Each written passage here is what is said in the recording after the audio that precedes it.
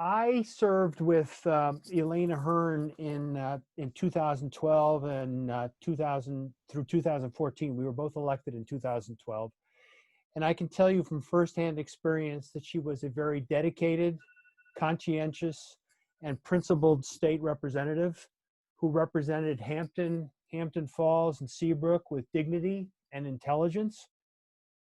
We need that again in Concord, and I'm thrilled that she's running for election again for that floterial seat that includes Seabrook, Hampton Falls, and Hampton. We need to all get behind her campaign so that we can complete the clean sweep of individuals who represent Hampton and expand our Democratic majority in the New Hampshire House. So it's my pleasure to introduce to you Elaine Ahearn, who's going to say a few words, and then she will introduce our state senator. Elaine? Hi, everybody. It's great to see everyone. I'm glad that this worked out so beautifully, and it has worked out so beautifully because Chris and Melanie Munns worked so hard to make this work. And I want to thank you very, very much for everything that you've done. Thank you. My name, as you know, is Elaine Ahearn. I was a former member of the House of Representatives.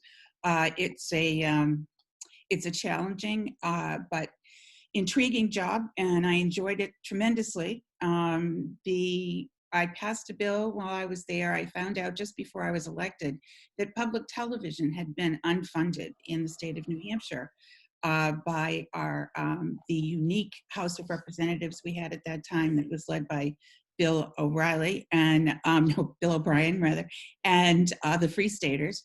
And so I wrote a bill that took the funding of public television out of the legislature, and Channel 11 was very, very grateful, and it was very satisfying to me.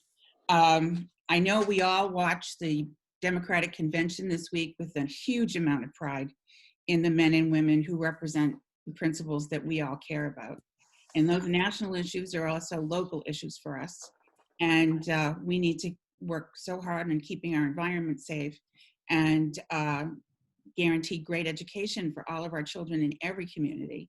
But I've had a lot of people speak to me recently about how young families with people with young children and working families have to try and negotiate childcare with the COVID-19 crisis. And I think that's a big problem that I don't have any particular great solutions, but I know that we all have to work on that within our communities and find ways to help families, because a lot of people really do have to go to work, and they have no other choice. My big passion, of course, is in the gun violence, which everybody knows, and I have cared about it all of my life.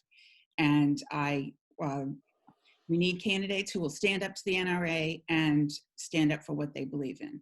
And I strongly believe that we need a whole lot less guns in this country, especially in New Hampshire. So that's all I really have